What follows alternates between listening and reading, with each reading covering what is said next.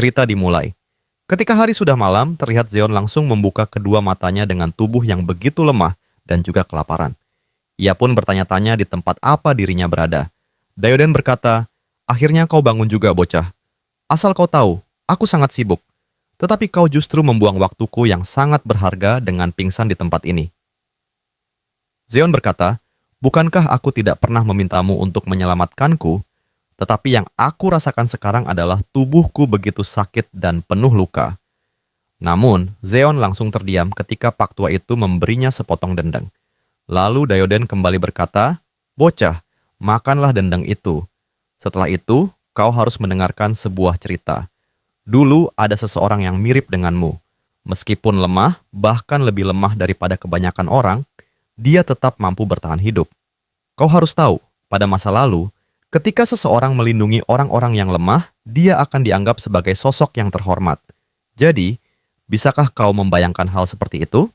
Tetapi seperti yang kau ketahui, dunia ini sudah berubah sepenuhnya. Mungkin bagi orang muda sepertimu, semua ini terlihat normal. Namun bagiku, aku masih belum terbiasa dengan keadaan seperti sekarang. Jika kau memang siap untuk mati, maka berbaringlah di tempat ini sampai tubuhmu membusuk. Tetapi jika tidak, berdirilah sekarang juga dengan kedua kakimu." Sambil berusaha bangkit, Zeon mengatakan bahwa dirinya akan berdiri seperti yang diminta. Namun, Zeon kembali terdiam ketika Dayoden memberinya sepotong dendeng lagi. Sambil mengunyah dendeng itu, Zeon bergumam, "Aku sudah menduga kalau dia pasti sudah hidup sangat lama. Aku penasaran, sudah berapa banyak kenangan dan pengalaman yang terkumpul di dalam dirinya. Tapi yang aneh, sejak tadi dia terus mengisap dendeng yang sama.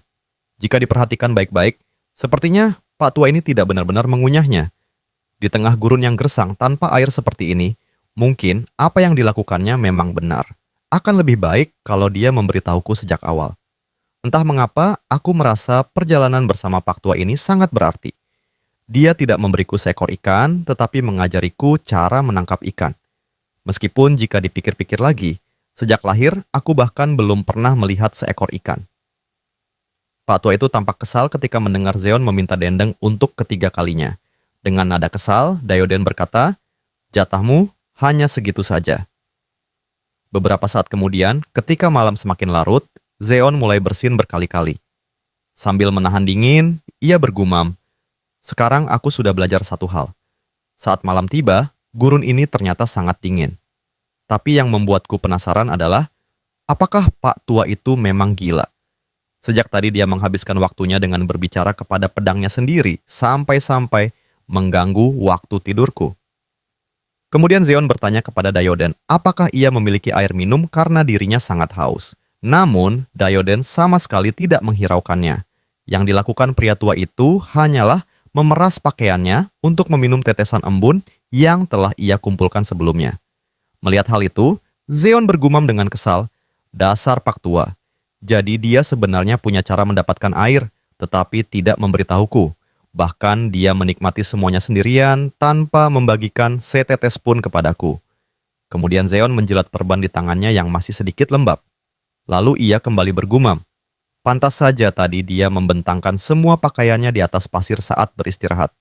Rupanya dia mengumpulkan embun malam untuk dijadikan air minum. Aku bersumpah, suatu hari nanti aku akan membalasnya." Zeon langsung menoleh ketika Dayoden memanggilnya dengan sebutan bodoh. Dayoden berkata, "Bodoh, apakah saat ini kau bisa merasakannya?" Mendengar itu, Zeon menjadi bingung. Ia tidak mengerti apa yang dimaksud oleh Dayoden. Namun, pada saat yang bersamaan, ia mulai merasakan getaran yang datang dari berbagai arah. Bahkan, getaran itu semakin lama semakin kuat, seolah-olah ada sebuah pasukan besar yang sedang bergerak menuju tempat mereka. Dan benar saja, tidak membutuhkan waktu lama, mereka berdua langsung dikepung oleh sekelompok monster yang datang secara bergerombol. Jumlah mereka sangat banyak, hingga hampir tidak menyisakan celah sedikit pun untuk melarikan diri. Dayoden berkata, mereka adalah monster yang dikenal sebagai hiena bertanduk besar. Hewan-hewan ini biasanya berburu pada malam hari. Sepertinya sekarang adalah waktu yang tepat bagi mereka untuk melakukan perburuan. Kemudian Dayoden melanjutkan dengan nada mengejek. "Aku penasaran, apakah orang bodoh sepertimu bisa bertahan hidup sendirian melawan mereka semua? Atau kau akan kembali membutuhkan bantuanku? Namun sebelum Dayoden selesai berbicara, Zeon sudah lebih dulu bergerak. Dengan sangat cepat, ia melumpuhkan salah satu monster menggunakan tembakan pasir. Sambil tertawa, Zeon berkata, "Pak Tua, apa kau benar-benar berpikir kalau aku membutuhkan bantuanmu hanya untuk menghadapi monster seperti ini? Dengarkan baik-baik. Aku akan menangani mereka semua dengan kekuatanku sendiri. Jadi aku sama sekali tidak membutuhkan bantuanmu." Setelah mengatakan itu, Zeon langsung membidik monster-monster yang berada di depannya menggunakan peluru pasir. Serangan demi serangan meluncur tanpa henti, menembus tubuh para hiena yang berusaha mendekatinya. Namun, di tengah pertarungan, Zeon menyadari bahwa dirinya telah menjadi sasaran dari arah belakang. Tanpa membuang waktu, ia langsung membentangkan kedua tangannya dan menciptakan sebuah perisai pasir. Pada saat yang sama, beberapa monster yang terkena serangannya langsung tumbang dan mati seketika. Dengan kesal, Zeon berkata, "Dasar sialan, sebenarnya ada berapa banyak monster ini? Sejak tadi mereka sama sekali tidak ada habisnya. Kalau situasi seperti ini terus berlanjut, aku pasti akan kehabisan mana sebelum mereka berhasil mencabik-cabikku." Zeon mulai berpikir keras. Kekuatan besar bukanlah jawabannya. Yang aku butuhkan adalah serangan yang lebih efektif dan pengendalian mana yang lebih baik. Aku harus menemukan cara untuk bertarung menggunakan mana seminimal mungkin. Namun, saat dirinya masih berpikir, seekor hiena tiba-tiba menerjang dan menggigit salah satu tangannya. Dengan kesal, Zeon langsung menghantam monster itu menggunakan tinju. "Dasar brengsek, bagaimana bisa kau menyerangku saat aku sedang berpikir?" Setelah mematahkan leher monster tersebut, Zeon melihat luka di tangannya. "Lihat apa yang kau lakukan. Tanganku sampai berlubang seperti ventilasi." Namun justru saat itulah sebuah ide muncul di kepalanya. Tepat di belakangnya, para monster kembali bergerak secara bersamaan untuk menyerangnya. Mereka semua sangat lapar dan sama sekali tidak berniat melepaskan mangsa yang sudah berada di depan mata. Ketika para monster itu berada dalam jangkauan serangannya, Zeon langsung mengangkat salah satu tangannya. Dalam sekejap, tombak-tombak pasir melesat ke segala arah. Sebagian besar monster langsung mati ketika kepala mereka tertembus oleh tombak pasir tersebut. Sambil tertawa, Zeon berkata, "Untuk apa aku repot-repot meledakkan kepala mereka satu persatu? Mau kepalanya meledak atau hanya berlubang, hasilnya tetap sama. Mereka tetap mati. Di dalam pertarungan, mana terhubung langsung dengan nyawa. Jika aku membuang mana sembarangan, sama saja aku sedang menggali kuburanku sendiri. Karena itu, aku harus menggunakan mana seminimal mungkin untuk membunuh mereka semua." Intinya, ini adalah pertarungan yang hemat biaya.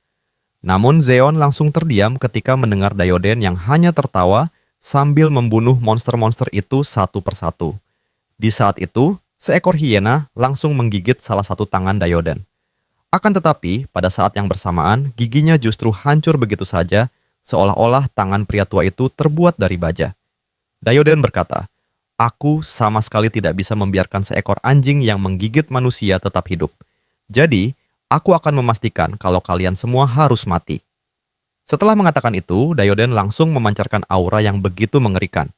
Menyadari bahaya tersebut, Zeon segera membentangkan kedua tangannya dan menciptakan sebuah perisai pasir. Ia bisa merasakan kalau sesuatu yang sangat berbahaya akan segera terjadi. Kemudian Dayoden mengayunkan pedangnya sambil memberikan sebuah perintah. "Bunuh siapapun yang berada di hadapanmu." Seketika itu juga, sebuah ledakan dahsyat mengguncang seluruh area. Gelombang kekuatan yang dilepaskan Dayoden langsung menyapu sekelilingnya. Semua hiena yang berada di dekatnya terlempar ke belakang dalam kondisi tubuh yang tercabik-cabik. Setelah debu pasir mulai mereda, Zeon menatap pemandangan itu dengan wajah tercengang. Apakah kakek gila itu benar-benar serius melakukannya? Padahal ada orang lain yang berdiri tepat di sebelahnya. Dan yang lebih penting, apakah dia benar-benar manusia? Dia bahkan bisa melakukan hal seperti ini tanpa menggunakan skill apapun. Sepertinya mulai sekarang aku harus lebih berhati-hati saat berbicara di depannya. Kalau sampai salah bicara, mungkin aku benar-benar akan mati. Di sisi lain, Dayoden terlihat berdiri tepat di atas seekor hiena raksasa. Ia berkata, "Jadi kau pemimpin kawanan ini? Untuk seekor alfa, suaramu terlalu berisik. Hampir saja kau memecahkan gendang telingaku."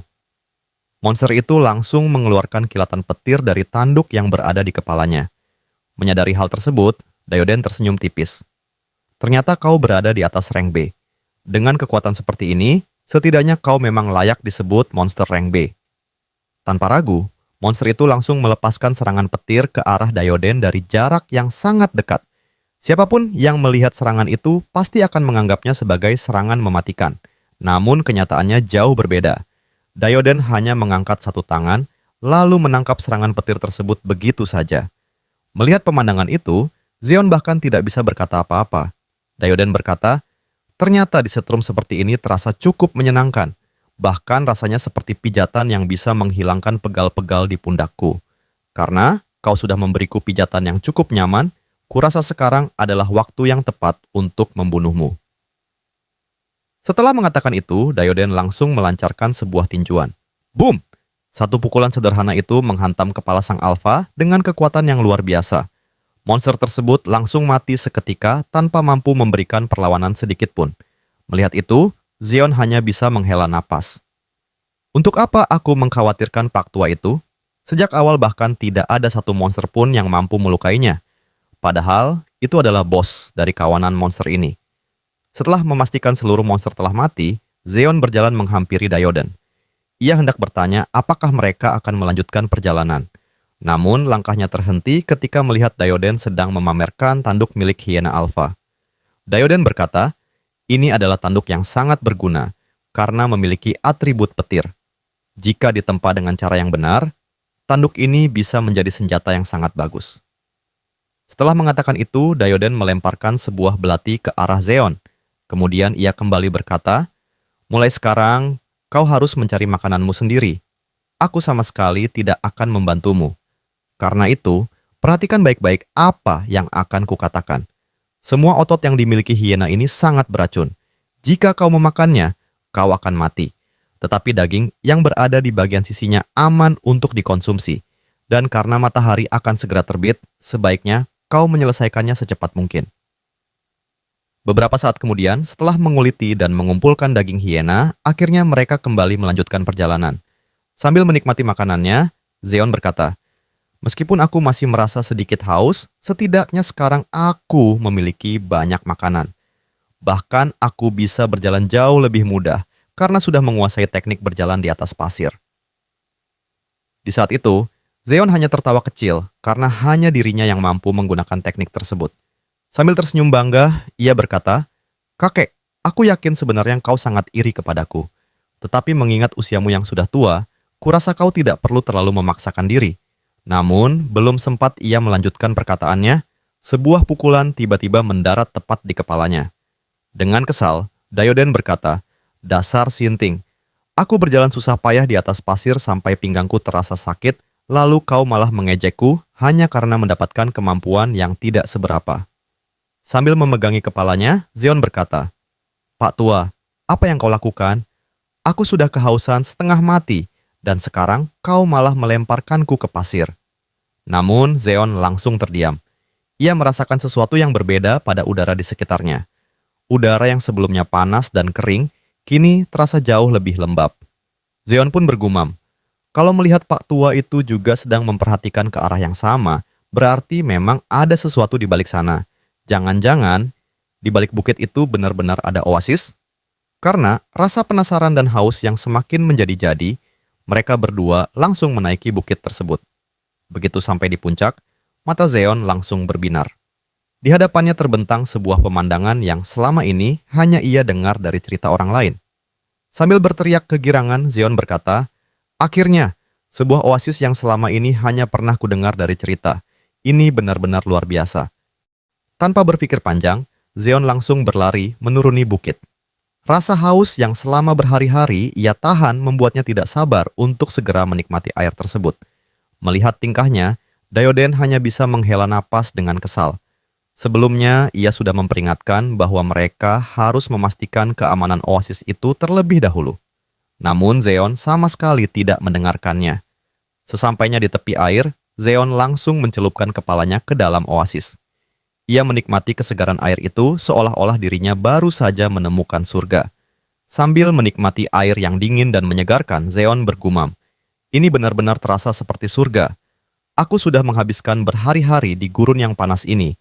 Bahkan rasanya kepalaku hampir meledak karena suhu yang bisa mencapai lebih dari 50 derajat. Namun, tiba-tiba Zeon melihat sesuatu yang aneh. Di dalam kegelapan, sebuah cahaya perlahan mulai bersinar. Zeon memandang cahaya itu dengan bingung. Ia tidak tahu apa sebenarnya benda yang sedang dilihatnya. Meski terasa begitu menyilaukan, cahaya itu juga memberikan rasa hangat dan nyaman. Tanpa disadari, matanya mulai terasa berat. Tubuhnya perlahan kehilangan kewaspadaan. Bahkan muncul keinginan untuk memejamkan mata dan tertidur begitu saja. Di sisi lain, Dayoden yang melihat kejadian itu langsung menyadari ada sesuatu yang tidak beres. Dengan kecepatan tinggi, ia segera berlari menuju Zeon. Sambil berlari, ia berteriak keras agar Zeon segera sadar. Namun semuanya sudah terlambat. Ternyata cahaya tersebut berasal dari seekor monster ikan yang sedang memancing mangsanya menggunakan cahaya di dahinya. Monster itu telah berhasil menghipnotis Zeon. Untungnya, Dayoden bergerak tepat waktu. Ia langsung menarik tubuh Zeon keluar dari air. Pada saat yang bersamaan, monster tersebut menerjang dan menggigit tempat Zeon berdiri beberapa saat sebelumnya. Jika Dayoden terlambat sedetik saja, Zeon kemungkinan besar sudah menjadi santapan monster itu. Setelah melemparkan tubuh Zeon ke daratan, Dayoden langsung melompat ke udara. Kemudian, ia mengayunkan pedangnya ke arah monster tersebut. Satu tebasan. Hanya satu tebasan sederhana. Namun, itu sudah cukup untuk membelah tubuh monster tersebut dan membunuhnya seketika. Di sisi lain, Zeon sama sekali tidak bisa mengalihkan pandangannya dari sesuatu yang baru pertama kali ia lihat. Matanya membelalak penuh takjub. Sambil menatap langit, Zeon bergumam, "Ini benar-benar gila. Jadi, apakah ini yang disebut sebagai pelangi? Sebuah keindahan yang memancarkan begitu banyak warna di langit." Sementara itu, Dayoden melemparkan bangkai monster ikan tersebut ke daratan. Kemudian ia berkata, monster ini dikenal sebagai Sandmaw. Ia memancing mangsanya menggunakan cahaya yang berada di dahinya. Ketika mangsanya sudah terpikat, ia akan langsung melahapnya tanpa ampun. Setelah menjelaskan hal itu, Dayoden langsung melayangkan sebuah pukulan ke wajah Zeon. Zeon langsung terhuyung akibat pukulan tersebut. Dengan nada tinggi, Dayoden berkata, "Dasar bodoh. Apa yang sebenarnya kau lakukan? Bagaimana mungkin kau mengabaikan semua pelajaran yang sudah kuajarkan kepadamu? Apa kau pikir dirimu sudah hebat hanya karena berhasil beradaptasi dengan gurun ini? Asal kau tahu, orang bodoh sepertimu biasanya adalah orang yang mati paling cepat di tempat seperti ini. Jadi, apakah kau mengerti sekarang? Dasar bocah bodoh." Setelah memberikan ceramah panjang kepada Zeon, Dayoden langsung menunjuk bangkai monster itu. Kemudian ia berkata, "Sekarang, kuliti monster itu." Zeon yang masih memegangi wajahnya langsung bertanya, "Untuk apa?" Mendengar pertanyaan itu, Dayoden kembali menghela napas panjang. Itu adalah monster yang cukup berharga. Kulit perutnya lembut dan elastis, sempurna untuk dijadikan jubah. Jadi, potonglah kulit itu dan buatlah sebuah jubah.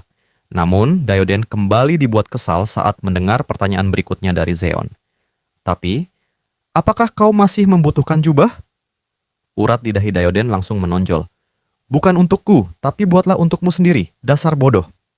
Aku benar-benar heran. Entah mengapa, kecerdasanmu terasa menurun drastis setiap harinya. Mendengar itu, Zeon hanya bisa berkata maaf. Mendengar respon sebentar tersebut, Dayoden kembali berbicara. Meskipun bentuk makhluk ini sudah berubah jauh, jika diperhatikan baik-baik, ia masih sangat mirip dengan seekor ikan yang hidup di masa lalu. Mungkin kau belum pernah melihat ikan sebelumnya. Karena itu, lihatlah baik-baik. Inilah bentuk seekor ikan yang sebenarnya. Mendengar penjelasan tersebut, Zeon menatap bangkai monster itu beberapa saat. Lalu ia bergumam, "Jujur saja, ini pertama kalinya aku melihat seekor ikan. Dan aku harus mengakui kalau bentuknya benar-benar mengerikan." Tidak lama kemudian, Zeon mulai mencoba menguliti monster tersebut. Namun, setelah beberapa kali mencoba, ia langsung menyadari bahwa kulit Sandmaw jauh lebih keras dari yang ia bayangkan. Dengan kesal, ia terus menggerakkan belatinya. Melihat hal itu, Dayoden hanya tertawa kecil. "Apakah kau sedang menggaruk punggung ikan itu? Aku yakin rasanya pasti sangat nyaman sampai-sampai ikan yang sudah mati bisa hidup kembali." Namun Zeon sama sekali tidak ingin mendengarkan ejekan tersebut. Ia kembali memusatkan seluruh perhatiannya pada pekerjaannya. Kulit monster ini jauh lebih alot daripada yang kuduga. Kalau begini, Aku harus meningkatkan daya potong belatiku menggunakan mana. Perlahan Zeon mulai mengalirkan mana ke dalam bilah belatinya. Setelah itu, ia kembali bekerja dengan jauh lebih hati-hati. Aku harus mengikis siripnya setipis mungkin agar bisa digunakan sebagai jarum. Lalu, aku akan menggunakan urat dagingnya sebagai benang. Dengan penuh konsentrasi, Zeon terus bekerja hingga akhirnya berhasil menyelesaikan hasil karyanya. Beberapa saat kemudian, matanya langsung berbinar. Ia menatap hasil buatannya dengan rasa puas. Namun rasa bangga itu tidak bertahan lama. Karena tepat setelah melihat hasil tersebut, Dayoden langsung memberikan komentarnya. Dengan wajah datar, pria tua itu berkata, "Luar biasa, kau berhasil mengubah seekor ikan menjadi seekor sampah." Nah, itu dia cerita untuk part kali ini. Kalau kalian suka alur seperti ini, jangan lupa like, komentar, dan subscribe agar tidak ketinggalan cerita manhwa seru lainnya. Sampai jumpa di video berikutnya.